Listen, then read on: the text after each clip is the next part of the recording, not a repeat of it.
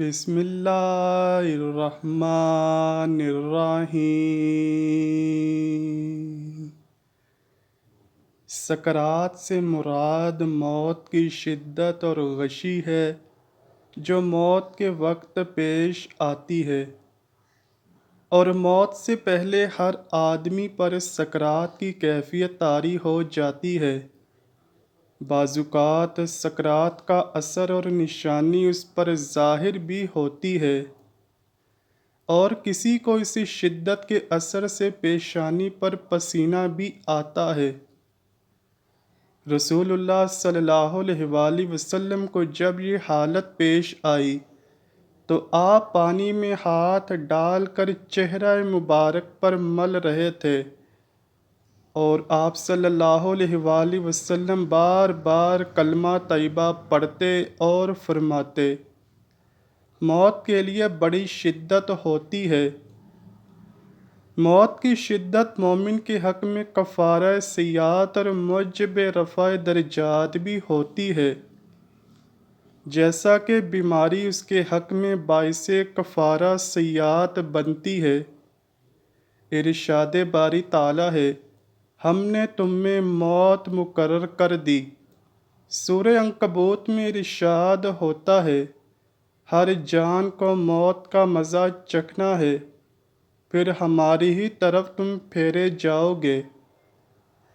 اسی طرح سورہ نساء میں ارشاد ہوتا ہے، تم جہاں کہیں بھی ہوگے موت تمہیں ضرور پکڑ لے گی، اگرچہ تم مضبوط قلعوں میں ہو۔ تم فرماؤ، بے شک وہ موت جس سے تم بھاگتے ہو وہ ضرور تمہیں ملنے والی ہے، پھر تم اس کی طرف پھیرے جاؤ گے، جو ہر غیب اور ظاہر کا جاننے والا ہے، پھر وہ تمہیں تمہارے اعمال بتا دے گا۔ اسی طرح سورہ کہف کی آیت نمبر 45 میں اللہ پاک فرماتا ہے، اور آئی موت کی سختی حق کے ساتھ، یہ ہے جس سے تو بھاگتا تھا۔ ان آیات سے پتہ چلتا ہے کہ ہم چاہے جتنی مرضی موت کا انکار کریں، لیکن یہ عنقریب آنے والی ہے۔ موت ایسی سختی کے ساتھ آتی ہے کہ انسان پر غشی طاری ہو جاتی ہے، اور موت عقل پر غالب آ جاتی ہے، اور سکرات کی حالت میں کہا جاتا ہے کہ یہی ہے وہ موت جس سے تو بھاگتا تھا۔ اس آیت میں اللہ پاک عمومی طور پر انسان کو نصیحت کر رہا ہے کہ موت کا آنا حق ہے اور نزا کی سختیوں کا سامنا کرنا پڑے گا۔ امام محمد غزالی اس آیت کی تفسیر میں لکھتے ہیں کہ نزا اس تکلیف کا نام ہے جو صرف روح پر اترتی ہے اور تمام اعضاء کو گھیر لیتی ہے، حتیٰ کہ بدن میں روح کے جتنے اعضاء ہیں ان سب کو درد محسوس ہوتا ہے۔ اگر کسی شخص کو کانٹا چبھ جائے تو اس سے پہنچنے والا درد روح کے صرف اس جزء کو پہنچتا ہے جو اس عضو سے ملا ہوا ہو جس میں کانٹا چبھتا ہے۔ اس کے مقابلے میں جلنے کا اثر زیادہ ہوتا ہے، کیونکہ آگ کے اجزاء بدن کے تمام اجزاء میں سرایت کر جاتے ہیں، جس کی وجہ سے جلنے والے عضو کا کوئی ظاہری اور باطنی جزء آگ سے محفوظ نہیں رہتا۔ اس لیے گوشت کے تمام اجزاء میں پھیلے ہوئے روح کے اجزاء جلنے کی تکلیف کو محسوس کرتے ہیں، اور نزا کی تکلیف نفس روح پر حملہ آور ہوتی ہے اور تمام اعضاء کو گھیر لیتی ہے، کیونکہ ہر رگ، ہر پٹھے، بدن کے ہر حصے، ہر چوٹ، ہر بال کی جڑ اور کھال کے نیچے، حتیٰ کہ سر کی چوٹی سے قدم تک ہر جگہ سے روح کو نکالا جاتا ہے۔ اس لیے تم اس کے کرب اور تکلیف کا حال نہ پوچھو۔ حتیٰ کہ بزرگوں نے فرمایا، موت تلوار کی مار، آرے کی چیرنے اور کینچی کی کاٹ سے زیادہ سخت ہے، کیونکہ بدن کو تلوار سے کاٹا جائے تو صرف اس لیے تکلیف ہوتی ہے کہ بدن کا روح سے تعلق ہے، تو جب صرف روح ہی کو صدمہ پہنچے تو کس قدر تکلیف ہوگی۔ کسی بھی شخص کو جب مارا جاتا ہے تو وہ دنیا والوں سے مدد مانگتا ہے، چیختا ہے، چلاتا ہے، کیونکہ اس کی زبان اور دل میں طاقت ہوتی ہے۔ لیکن مرنے والے کی چیخوں پکار اور آواز سخت تکلیف کی وجہ سے بند کر دی جاتی ہے۔ اعضاء اتنے کمزور پڑ جاتے ہیں کہ مدد مانگنے کی صلاحیت نہیں رہتی۔ انسان چاہتا ہے کہ چلائے، روئے اور مدد مانگے، لیکن وہ ایسا نہیں کر پاتا۔ اگر کچھ قوت باقی بھی رہتی ہے تو روح نکلتے وقت حلق سے صرف غر غر کی آواز ہی نکل پاتی ہے۔ تکلیف عقل کو بھی ڈانپ لیتی ہے، اوسان خطا کر دیتی ہے، زبان کو بولنے سے روک دیتی ہے، اس کا رنگ بدل کر مٹیالہ ہو جاتا ہے، گویا اس سے وہی مٹی ظاہر ہوتی ہے جس سے وہ بنا تھا، اور جو اس کی اصل فطرت ہے، اس کی رگیں کھینچ دی جاتی ہیں، حتیٰ کہ آنکھوں کے ڈھیلے پلکوں کی طرف اٹھ جاتے ہیں، ہونٹ سکڑ جاتے ہیں، زبان اپنی جڑ کی طرف کھینچ لی جاتی ہے، اور انگلیاں سبز ہو جاتی ہیں اور ٹھنڈی پڑ جاتی ہیں۔ ایسے بدن کا حال نہ پوچھو جس کی ہر رگ کھینچ لی گئی ہو۔ ذرا غور کرو، ایک رگ کھینچی جانے سے سخت تکلیف ہوتی ہے، تو اس وقت کیا حال ہوگا جب درد میں مبتلا روح کو بھی کھینچ لیا جائے، اور کسی ایک رگ سے نہیں بلکہ تمام رگوں سے اسے کھینچا جاتا ہے۔ پھر ایک ایک کر کے جسم کے ہر حصے میں موت واقع ہوتی ہے۔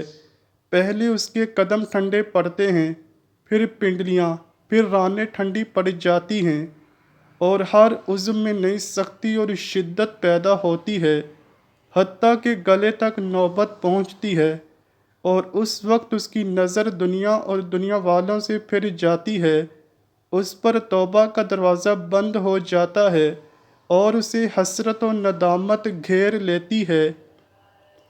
حضرت وہب بن منبع فرماتے ہیں کہ ایک دفعہ ایک مغرور بادشاہ نے کہیں دوسرے ملک جانے کا ارادہ کیا، بہترین لباس پہنا، دنیا کے سب سے اچھے گھوڑے پر سوار ہوا، شاہی سواری ہزاروں فوجیوں کے ساتھ چل پڑی۔ بادشاہ گردن اکڑائے بڑے شاہانہ انداز میں آگے بڑھنے لگا۔ غرور و تکبر کی وجہ سے لوگوں کی طرف نظر اٹھا کر بھی نہ دیکھتا تھا۔ راستے میں ایک ضعیف و ناتواں شخص بوسیدہ کپڑوں میں نظر آیا۔ اس نے سلام کیا لیکن بادشاہ نے جواب نہ دیا۔ اس نے کہا، اے بادشاہ، مجھے آپ سے ضروری کام ہے۔ بادشاہ نے اس کی بات نہ سنی۔